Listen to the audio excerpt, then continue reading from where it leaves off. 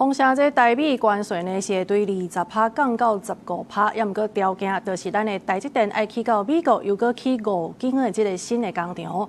那也是来这支讲这过程是有误伤，而且呢嘛无写会好。那行政院呢是表示讲，其实因关税谈判的目标，就是要来争取调降，而且卖搁贴起哩。目前是双方当咧敲切这总结会议的时程。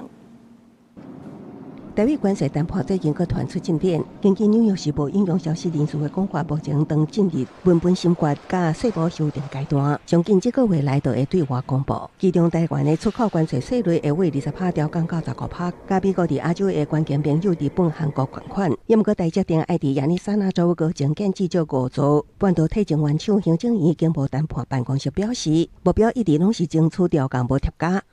在台美第5轮实体会议之后，我方是透过视讯会议还有书面文件的交换，以台湾模式与美国商务部来洽谈供应链的合作，也请美国提供取得土地、水电、签证、行政便捷等协助措施，创造对我国业者有利的投资环境。到底有没有另外要额外增设5个厂在美国？这些讯息我目前也没有进一步可以确认之处。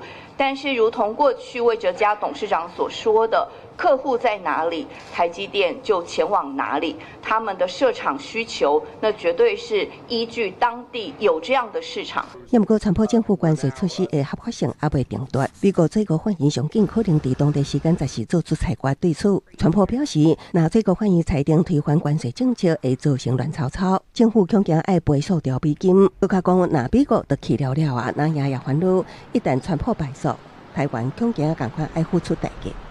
这5座晶圆厂一盖啊，那大概就是天下无敌了。美国的法院呢即将判决，恐怕会判决关税战川普会败诉，但是我们事实上已经付出了被掏空的代价，所以看起来这个关税的谈判看起来没有失败，但实质上是输得一塌糊涂。那也这期谈判无透明，和台湾企业像咧开切麦阿爸共款，也毋过经贸办强调，但台美进行总结会议了后，双方会对外宣布协议主要内容。台湾政府也会向国会甲社会完整说明谈判甲协议内容，各种完整协议文本甲评估送交国会审议。公视新闻采访报道。